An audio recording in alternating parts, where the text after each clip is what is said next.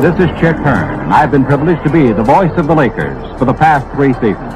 And we're here now to bring you the story of Major League Basketball. Wilt Chamberlain died in 1999 from heart failure, and the way he lived really was tragic. But not for the reasons most people think. Everyone talks about Wilt like he was this giant ego who cared more about numbers than winning. They say he was selfish and hard to coach. The truth is way different. Wilt wasn't the problem. The problem was a world that never understood him. Wilt grew up in Philadelphia as one of 9 kids. Even as a child, he faced racism everywhere he went. When he got to college at Kansas, things got worse. In 1955, he wasn't even invited to play in a big prep game in Kentucky. Why? Because they had never invited a black player before. This wasn't about talent. This was about race. The racism followed him everywhere. During one exhibition tour, Wilt and his teammates stopped at a restaurant in Missouri. The white owner served all the white players first. When he got to Wilt, he said, "The kitchen's closed." Wilt and his black teammates had to leave hungry while the white players stayed and ate. Nobody on the team ever talked about it. That was just how things were back then. Wilt couldn't even buy a house where he wanted. A developer in San Francisco refused to sell to him. The man told reporters he didn't like mixing races in neighborhoods. He said black people didn't have enough money and he didn't like them as a group. This happened to Wilt even though he was famous and rich. The NBA wasn't any better. Team owners had secret rules about how many black players they could have. Most teams only allowed 4 black players at most. When Wilt got hurt during a playoff game in 1964, nobody from the league office cared. Nobody investigated who hurt him. If it happened to a white star, things would have been different. All this racism made Wilt think about quitting basketball after just 1 season.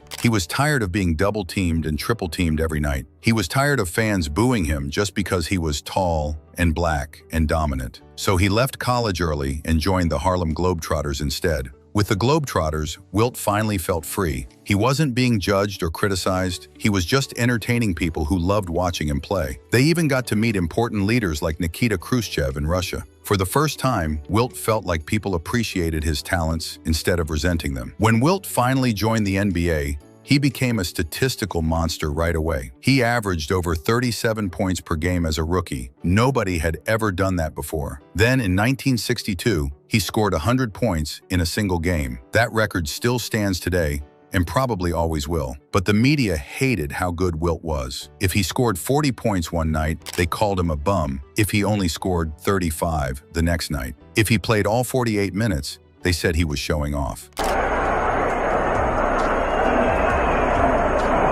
Chamberlain, one of the best in the game at handing off to the cutters. If he rested even a little bit, they said he was lazy. There was no way for Wilt to win with the press. The worst part was his rivalry with Bill Russell. Russell's Boston Celtics won 11 championships, while Wilt only won 2. This made everyone think Russell was better, even though Wilt usually played better in their head-to-head games. When they faced each other in the playoffs, Wilt actually averaged more points and more rebounds than Russell. But Russell's team won more games, so Russell got all the credit. People said Russell made his teammates better while Wilt only cared about his own stats. This wasn't fair at all. Wilt's teams just weren't as good as the Celtics. Boston had better players around Russell. They had better coaches too, but nobody wanted to admit that. It was easier to blame Wilt. The criticism got so bad that Wilt decided to prove everyone wrong. In 1968, he led the entire league in assists. He was a 7-foot center getting more assists than point guards. No center had ever done that before or since. Wilt compared it to Babe Ruth leading baseball in sacrifice bunts. It showed how complete a player he was. But even then, people complained. They said Wilt was only passing to prove a point about not being selfish. They couldn't just admit he was an amazing basketball player who could do everything. When he scored too much, he was selfish. When he passed too much, he was trying to show off. Wilt couldn't win no matter what he did. The truth is that Wilt could adapt his game however coaches wanted. This is his famed backhand flipper, and it's a tough one. But for all the fine players the Lakers boast, the club's biggest asset is the greatest offensive 1-2 punch in the history of the game. Alex Hannum became his coach in Philadelphia. Hannum told Wilt to focus more on defense and passing. Wilt listened and had one of his best seasons ever. The team went 68-13 and won the championship. Wilt averaged a career low in scoring, but shot over 68% from the field. He proved he could play any style of basketball. Wilt's physical abilities were so incredible that they had to change the rules of basketball because of him. The NCAA made new rules about free throws because Wilt could dunk from the free throw line. They banned inbound passes over the backboard because Wilt could catch them too easily. One player forced the entire sport to change its rules. That shows how special he was. People also don't realize how durable Wilt was. He never fouled out of a game in his entire career. He averaged over 45 minutes per game for his whole career. In one season, he averaged over 48 minutes per game, which means he got less than 6 seconds of rest per game. He played through injuries that would sideline other players. His work ethic was incredible. After basketball, Wilt tried many different things. He acted in movies like Conan the Destroyer with Arnold Schwarzenegger. He appeared on TV shows and talk shows. He invested in real estate and restaurants. He stayed in amazing physical shape, running marathons and playing volleyball, even as he got older. Speaking of watching those classic games, if you want to see vintage basketball from Wilt's era, Fubo has incredible sports packages that let you dive deep, make it easy to appreciate how special that time period really was. Punch is clever Guy Rogers. He's small, but he's a mighty guard. That's Rogers from Chamberlain.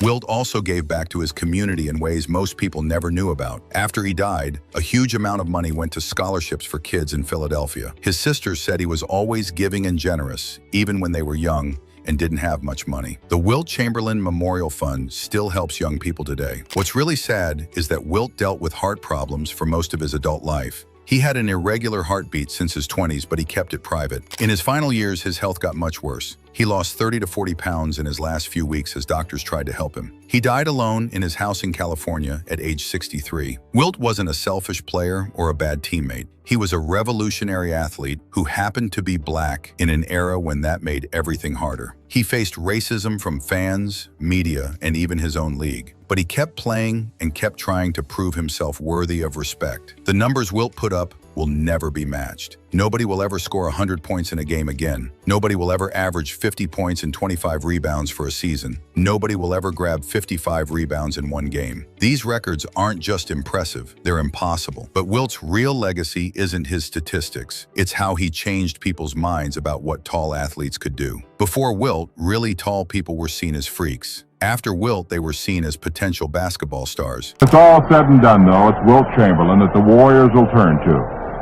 That fall-away jumper just cannot be stopped. He opened doors for every big man who came after him. Wilt Chamberlain was one of the greatest athletes who ever lived. He just happened to live in a time when people weren't ready to appreciate someone like him. The sadness in his life came from a world that couldn't see past his height and his race to recognize his humanity. But his talent was so undeniable that even his critics had to respect what he accomplished. Today, we can look back and see Wilt for what he really was. Not a selfish stat chaser, but a pioneer who changed basketball forever while dealing with challenges most athletes never have to face. The tragic life and death of Charles Shackelford will always be remembered. He had the talent to build a great basketball career, but his life took a turn that no one saw coming. His crimes and personal struggles ended up overshadowing everything he accomplished on the court. It's a heartbreaking story, one filled with promise, pain, and missed chances. So let's get into it and take a closer look at how it all unfolded. It all began in March 1990. At the time, Shackelford was still early in his professional basketball career. He was arrested in Orange, New Jersey for possession of several grams of marijuana. Now, this wasn't a criminal charge, just an offense, but still, it raised eyebrows. It also didn't fall under the NBA's anti-drug program, so it didn't result in a suspension or fine from the league. But even though it seemed like a minor incident, he was still sentenced to probation. It was the first public sign that things might not be as stable off the court as they were supposed to be. Fast forward more than a decade to January 2006, and things had clearly spiraled further. During a routine traffic stop in Johnston County, North Carolina, Shackelford was arrested again. This time the charges were more serious. He was caught with a concealed weapon and found to be in possession of both marijuana and cocaine. That wasn't just a slap on the wrist anymore. It pointed to deeper problems, ones that couldn't be ignored. He was released after posting an $11,000 bond, but his name was back in the headlines, and not for anything related to basketball. By 2010, Shackelford's legal troubles were coming in waves. In January of that year, things took another odd turn. A car belonging to former NBA player Jason Williams rear-ended another vehicle in Myrtle Beach, South Carolina. When the police showed up, Williams claimed he was the one behind the wheel.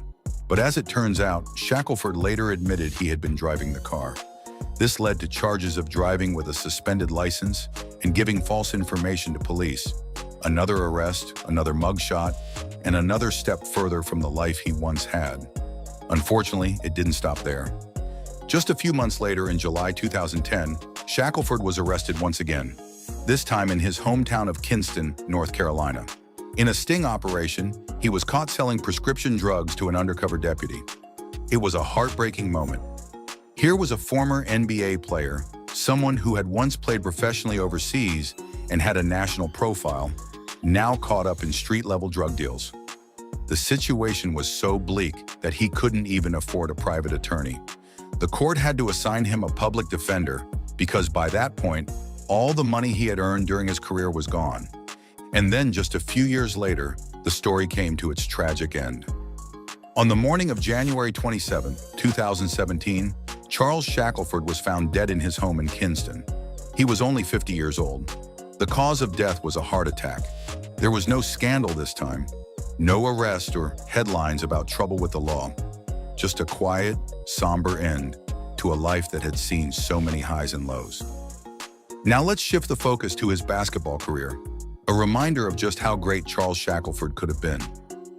Shackelford first made his name at North Carolina State University, where he played for the Wolfpack in the tough-as-nails Atlantic Coast Conference from 1985 to 1988.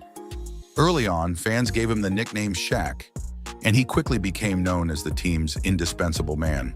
His size, strength, and rebounding made him a standout in the paint. But not everything was smooth off the court. In the fall of 1986, Shackelford was suspended from school because of poor grades. It wasn't just a slap on the wrist. His academic struggles were serious enough that it took an appeal and a unique agreement involving NC State's chancellor, Bruce Polton, to get him reinstated. The deal required Shackelford to attend all of his classes, and it showed just how much the university was willing to bend the rules for a player they believed was key to their success. Still, not everyone believed he belonged in college. Richard Laufer, former head of the school's physical education department, openly said Shackelford had no interest in learning and should have never been in school in the first place.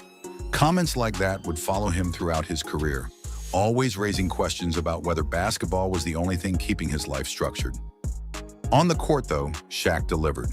In 1988, his junior year, he led the ACC in rebounding and earned all ACC honors. He was a force, tough, aggressive, and relentless under the rim. That same year, he decided to leave school early and declare for the NBA draft, citing financial hardship. It was a big step, but one he was ready for. In the 1988 NBA draft, Shackelford was selected in the second round with the 32nd overall pick by the New Jersey Nets. His first 2 seasons in the league showed promise. He played 130 games, starting in 37 of them, and slowly carved out a role for himself. The 1989-90 season was his best in the NBA. He averaged 8.2 points, 6.8 rebounds, and logged 22.2 minutes per game. But one night in particular stood out above all. On February 20th, 1990, he scored a career-high 23 points and grabbed 26 rebounds in a game against the Milwaukee Bucks. That rebound number tied the second most ever by a Nets player in a single game, a record that stood strong for years. But despite that breakout performance, Shackelford's time with the Nets didn't turn into long-term success. After 2 seasons, he made a bold move. He left the NBA to play overseas in Italy. He joined Finola Caserta in the Italian Serie A, and this is where things really clicked. In the 1999-91 season, Shackelford dominated the league, averaging 19.7 points and a league-best 15.8 rebounds per game. His performance helped Caserta win their first-ever championship, and he became a star overseas. While many players struggled to adjust to European basketball, Shaq thrived. He was bigger, stronger, and more experienced than most of his opponents. His success in Italy caught the attention of NBA teams again, and in 1991, he returned to the United States, signing a 3-year deal with the Philadelphia 76ers. The contract reportedly guaranteed 2 years with an annual salary of $1.3 million. In the 1991-92 season, he started 62 out of 72 games, putting up respectable numbers, 6.6 points and 5.8 rebounds a game. But once again, the momentum didn't last. After 2 seasons with the Sixers, he found himself on the move again. Shackelford returned to Italy in 1993 to rejoin Caserta, this time under a $1 million deal. He picked up right where he left off, leading the league in rebounds once more. It was clear that while he couldn't quite find consistency in the NBA, he was a dominant presence in Europe. In September 1994, he signed with the Minnesota Timberwolves for another shot at the NBA. But this stint was short-lived. He played just 21 games and was waived in February 1995. At this point, most players might have faded away quietly, but not Shackelford. He packed his bags again, this time heading to Turkey to join Ulkerspor in the Turkish Basketball League. And once again, he showed up in a big way. During the 1995-96 EuroLeague season, he led the league in rebounds, averaging 12.4 per game. Despite his performance, things didn't end well. He was released due to an injury and was also criticized for what the team called a lack of motivation and unwillingness to work. It was a tough blow, especially since he was the highest-paid import player in Turkish basketball history at the time. Still, Shackelford didn't give up. He went to Greece and joined Aris Thessaloniki for the 1996-97 season. There, he added another highlight to his career, helping the team win the 1997 Korach Cup, a European third-tier championship. Despite battling arthritis, he led the league in rebounding and was praised for his defensive impact in the finals. It was a gritty, hard-earned victory that proved Shaq still had plenty of fight left in him. After knee surgery, he made a brief attempt to return to the NBA with the Washington Wizards in 1997, but he was released within a week. Not giving up, he returned to Greece again, this time with PAOK, and continued playing professionally. He even had a brief run with the Idaho Stampede in the Continental Basketball Association before one last shot at the NBA. In January 1999, Shackelford signed with the Charlotte Hornets. He played 32 games in the lockout-shortened 1998-99 season, which would mark the end of his professional career. When his contract expired in July of that year, he tried out for multiple NBA teams but didn't land a spot.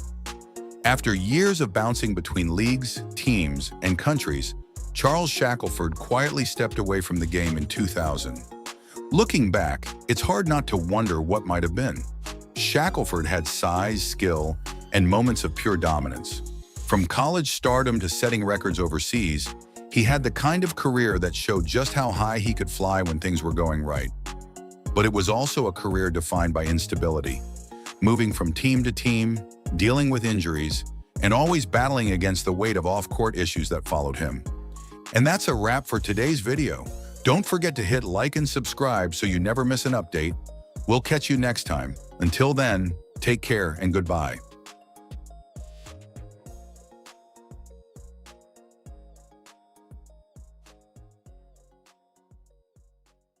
Dennis Johnson died the most tragic death, and it uncovered a lot of things that left people shocked. One of the biggest surprises was a disturbing domestic incident from way back in 1997 that most had never heard about. It really shook fans to the core. But that wasn't all. Rumors about drug use also started to surface, and many were in complete denial. For someone who always came across as strong and steady, these revelations were hard to believe. So here's how it all unfolded. DJ can be so valuable without even scoring points. He knows what it takes during a game to win. Dennis Johnson is as competitive as Larry Bird. On February 22nd, 2007, Dennis Johnson tragically passed away at just 52 years old. He had just finished a practice session with the Austin Toros, the NBA Development League team he was coaching. Everything seemed normal until it wasn't. Right after practice, Johnson suddenly collapsed. Paramedics rushed to the scene and found him unconscious and in full cardiac arrest. They worked on him for 23 long minutes, trying everything they could to revive him. But sadly, by the time he reached the hospital, it was too late. He was pronounced dead, leaving the basketball world stunned and heartbroken. But as tragic as his passing was, what followed in the days and weeks afterward took many by surprise. Behind the image of the tough, clutch player known for his leadership and defensive grit, a darker and more complicated picture began to emerge. One of the most shocking revelations was tied to a police report from way back in 1997. It involved a serious domestic incident between Johnson and his wife, Donna. According to the report, filed by their son, Dwayne, things got heated during an argument at home. The situation reportedly escalated to the point where Johnson allegedly grabbed Donna in a choking manner while holding a knife. The incident was deeply disturbing, but back then, it didn't get much attention. And even when some media outlets mentioned it after Johnson's death, they often described it vaguely, using phrases like a messy domestic abuse incident, leaving out the full details. Then another part of Johnson's past resurfaced, this time involving drugs. Former Phoenix Suns teammate Johnny High brought up that Johnson had once been named in a drug-related investigation. According to secret grand jury documents from 1987, several Suns players had allegedly been involved in a drug scandal, and Johnson's name came up. This bombshell was based on confidential court testimony, and while nothing was ever proven against him, it was enough to stir conversation. Johnson himself firmly denied all of it. He always insisted he had never touched cocaine or any other illegal substances. For many fans, these revelations were hard to process. Dennis Johnson was a three-time NBA champion, a Finals MVP, and someone remembered for hitting big shots and locking down opponents. But like so many public figures, his life off the court had layers that most never saw. But it's only fair that we remember Dennis Johnson for his achievements and the incredible moments he gave us, rather than just focusing on the dark chapters. So get ready, because we're about to take a deep dive into where it all started. When Dennis Johnson entered the NBA in 1976, few predicted the journey he was about to take. Drafted in the second round by the Seattle Supersonics, DJ wasn't a flashy pick. He signed a modest 4-year deal, making $45,000 in his rookie season. Back then, he was just a backup guard behind veterans Slick Watts and Fred Brown, and he averaged 9.2 points and 1.5 assists. The Sonics missed the playoffs, and head coach Bill Russell stepped down. The next season started rough. Seattle lost 17 of its first 22 games. That led to another coaching change, bringing in Hall of Famer Lenny Wilkens. Wilkens saw something in Johnson and made him a starter, pairing him with new acquisition Gus Williams. It turned out to be a brilliant move. Johnson flourished, bumping up his stats to 12.7 points and 2.8 assists, while becoming known for his powerful dunks. During this time, announcer Bob Blackburn gave him the nickname DJ to help distinguish him from teammates John Johnson and Vinnie Johnson. The Sonics turned their season around and made the 1978 playoffs. They went on a Cinderella run,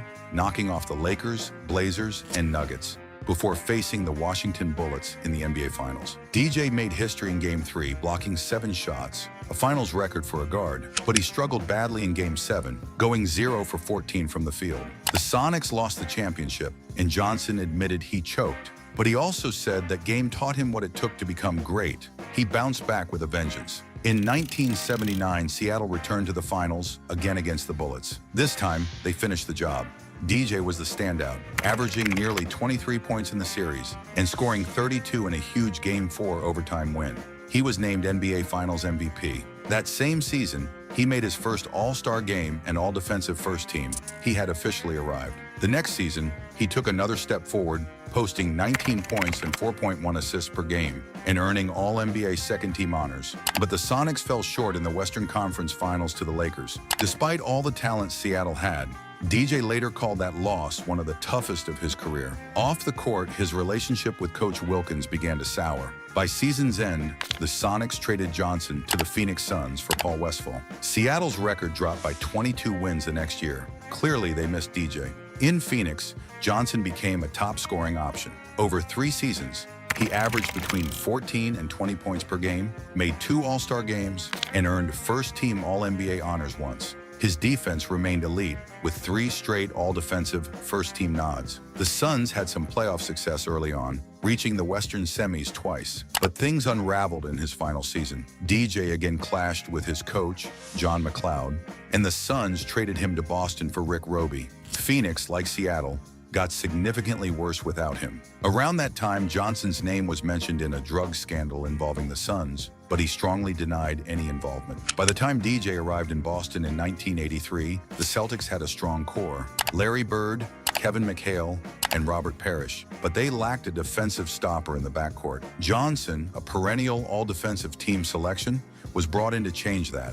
He called it a dream come true and admired GM Red Auerbach's leadership. Now on his third team, DJ reinvented himself again. Once a dunking guard in Seattle and a scorer in Phoenix, he took on a playmaker role in Boston. In his first season, he helped lead the Celtics to the 1984 finals against the Lakers. The rivalry was fierce, and DJ's defense on Magic Johnson was a turning point. He frustrated the Lakers star into uncharacteristic mistakes, and the Celtics won the series in 7 games. The next year, Johnson stepped up again, averaging nearly 17 points and over 7 assists, and hitting a buzzer beater in Game 4 of the finals. But the Lakers got their revenge, winning in 6. DJ called that loss one of the hardest of his career. In 1986, the Celtics returned to the finals, facing the Houston Rockets and their twin towers, Ralph Sampson and Hakeem Olajuwon. Led by Larry Bird, the Celtics took the title in 6 games. DJ earned his 3rd championship ring, continuing to play stellar defense and make clutch plays. In 1987, Johnson had one of the most memorable playoff moments of his career. In the Eastern Conference Finals against the Pistons, Larry Bird made a legendary steal and passed to DJ for a last-second layup to win Game 5. Johnson later said it was his favorite play of all time. He also had a heated back and forth with Pistons forward Dennis Rodman in the series. Though the Celtics won that battle, they lost the war, falling to the Lakers in the finals. Over the next few years, the Celtics aged and began to decline.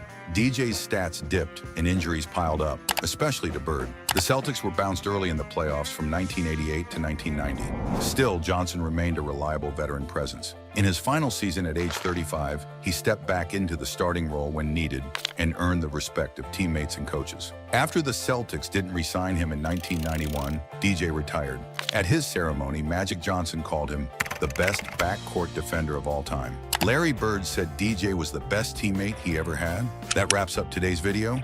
Make sure to hit like and subscribe so you're always in the loop, and drop a comment below to share your thoughts. The tragic death of Pete Maravich is truly horrifying, especially with how closely it lined up with his own words. It's almost like he predicted exactly how and when it would happen. The way everything played out makes it even more shocking. Honestly, it's one of the most unbelievable and chilling deaths you'll ever hear about. Maravich's death is one of those stories that almost feels too strange to be real. He passed away on January 5th, 1988, while doing something he loved, playing a simple pickup basketball game with friends at the First Church of the Nazarene in Pasadena, California. One moment he was running up and down the court, the next he collapsed. No warning, no chance to say goodbye. The immediate cause of death was ruled as heart failure, but when doctors dug deeper with an autopsy, they found something shocking. Pete had been living his entire life with a rare congenital heart defect. He was born without a left coronary artery. In a normal heart, 2 coronary arteries deliver blood to the heart muscle, but Pete only had one, his right coronary artery, and it had been working overtime, compensating all those years without anyone ever realizing it. It's honestly incredible that he played at such a high level for so long without ever showing obvious signs that something was wrong. And while the medical explanation clears up how his heart gave out, there's a part of this story that makes it even more eerie, something that almost feels like it was written by fate itself. Back in 1974, when Pete was just 26 years old, he gave an interview to Andy Nusso of the Beaver County Times. During that conversation, Pete said something that would later send chills down the spines of everyone who remembered it. He said, "I don't want to play 10 years in the NBA and die of a heart attack at age 40. At the time, nobody thought much of it. Maybe it was just a young man speaking his mind. Maybe it was just one of those throwaway comments." But after Pete's death, that quote resurfaced, and it was impossible to ignore how perfectly it matched his real life. Pete ended up playing exactly 10 seasons in the NBA, retiring in 1980. And just as he had said, he died at the age of 40 from heart failure. The way his words lined up with reality has led many to wonder, was it just a chilling coincidence? Or was it some kind of premonition he somehow felt deep down? Of course, not everyone believes it was only the heart defect that led to his early death. Some point to another part of Pete's life that doesn't get talked about as much, his struggles with alcohol. In the later years of his life, Pete openly admitted that during his younger days he had turned to drinking as a way to cope with the pressures and pain he faced. Some believe that those years of substance abuse could have weakened his body even further, making it even harder for his already fragile heart to keep going. But now, as we look back and remember him, maybe it's the perfect time to go back to where it all began, to the start of his incredible basketball journey. When Pete Maravich made the jump to the NBA, it didn't take long for the world to realize they were watching someone special. The Atlanta Hawks selected him with the 3rd overall pick in the 1970 NBA draft. Right away, he landed in an interesting situation. Atlanta already had a great scorer at the guard spot in Lou Hudson, and the team had a more traditional, conservative style of play, especially with stars like Hudson and Walt Bellamy leading the way. Maravich's flashy moves and creative flair were completely different from what the team was used to. On top of that, a lot of the veteran players weren't exactly thrilled about the massive $1.9 million contract Pete signed, a fortune for an NBA player at the time. Still, Maravich didn't let the outside noise get in his way. In his rookie year, he played in 81 games and averaged an impressive 23.2 points per game, earning a spot on the NBA All-Rookie team. Even more importantly, he found a way to make it work with his teammates. Lou Hudson had the best scoring season of his career that year, thanks in part to Pete's presence. But despite all the offensive firepower, the Hawks finished with a disappointing 36-46 record. 12 wins fewer than the previous season. They still made the playoffs, but they didn't get far, losing to the New York Knicks in the first round. Maravich held his own, though, averaging 22 points during that playoff series. Pete's second season wasn't as smooth. His scoring average dropped to 19.3 points per game, and once again, the Hawks finished 36-46, barely sneaking into the playoffs. They were eliminated early again, but Maravich had a strong showing against the Boston Celtics, putting up 27.7 points per game in that series. Everything clicked for Maravich in his 3rd season. He exploded for 26.1 points per game, ranking 5th in the league, and also handed out 6.9 assists a night, good for 6th. Pete and Lou Hudson both scored over 2,000 points that year. Only the second time in NBA history, 2 teammates had done that in a single season. Atlanta improved to 46-36, but once again, they couldn't make a deep playoff run. Still, Maravich's incredible season earned him his first trip to the NBA All-Star Game and a spot on the All-NBA second team. The 1973-74 season brought even bigger numbers for Maravich. He averaged 27.7 points per game, second only to Bob McAdoo. He made another All-Star Game appearance, starting for the Eastern Conference and scoring 15 points. But even with Pete's heroics, the Hawks struggled. They finished 35-47 and missed the playoffs entirely. Tension between Maravich and head coach Cotton Fitzsimmons grew, leading to a 2-game suspension for Pete during the season. It became clear that it was time for a change. That summer, a brand new NBA team, the New Orleans Jazz, was getting ready for its first season. They needed a star to excite the fans, and who better than Louisiana's own Pete Maravich? The Jazz made a huge trade, sending 2 players and 4 draft picks to Atlanta to bring Pistol Pete back to his college home. The early days with the Jazz weren't easy. The team struggled badly, finishing their first season with a league-worst 23-59 record. Maravich did his best, averaging 21.5 points per game, but he shot a career-low 41.9% from the field. In the 1975-76 season, the Jazz started to show signs of life. Management worked hard to give Pete better teammates, and they improved to a 38-44 record. It still wasn't enough to reach the playoffs, but it was a step forward. Maravich battled injuries that season and played in only 62 games. But when he was on the court, he was electric, averaging 25.9 points per game, good for 3rd in the league behind McAdoo and Kareem Abdul-Jabbar. His efforts earned him a spot on the All-NBA first team. The 1976-77 season was Maravich at his absolute best. He led the entire NBA in scoring, pouring in 31.1 points per game. He had 13 games where he scored 40 points or more, and 4 games where he dropped over 50 points. His 68-point masterpiece against the New York Knicks was the highest scoring game ever by a guard at that time, only topped by legends like Wilt Chamberlain and Elgin Baylor. Ironically, Baylor was coaching the Jazz during that very game. Even with all of Pete's heroics, the Jazz once again fell short of the playoffs, finishing 35-47. Maravich kept earning personal accolades, making his 3rd All-Star game and another All-NBA first team, but the lack of team success weighed heavily. Worse, injuries began to take their toll. The next season, knee problems forced him to miss 32 games. Despite that, Pete still averaged 27 points and 6.7 assists per game.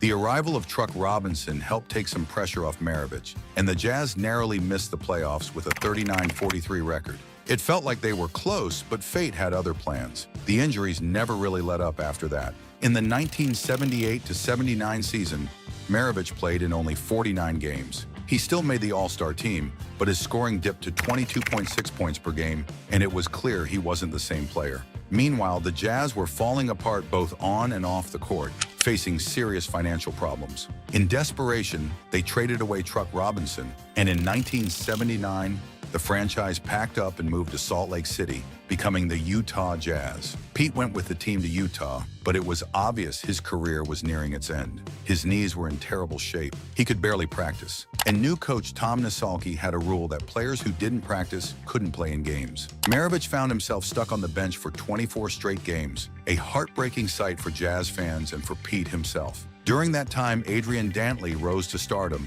and Maravich's role faded even further. In January 1980, the Jazz placed Maravich on waivers. The Boston Celtics picked him up, giving Pete one last shot at glory. With Boston, he found a new role coming off the bench as a scoring spark. Playing alongside rookie sensation Larry Bird, Maravich helped the Celtics finish with the league's best record, 61-21. For the first time in years, he was back in the playoffs, but Boston lost to Julius Erving and the Philadelphia 76ers in the Eastern Conference Finals. Knowing his body couldn't keep going, Maravich retired at the end of the season. Fittingly, his final NBA season came just as the league introduced the three-point line, a shot he would have dominated had it existed earlier. Even with limited chances, he made 10 of his 15 three-point attempts, finishing with an incredible 66.7% mark. Over his 10-year NBA career, Pete Maravich played 658 games, averaging 24.2 points and 5.4 assists per game. In 1987, he was rightfully inducted into the Naismith Memorial Basketball Hall of Fame. His jersey numbers have been retired by both the Jazz and the New Orleans Pelicans, and the Atlanta Hawks honored his legacy as well by retiring his number 44. In 2021, The Athletic ranked him as the 73rd greatest player in NBA history, a lasting tribute to a player who was truly one of a kind. That's all from us for now. Don't forget to like and subscribe. We'll see you again soon. Bye.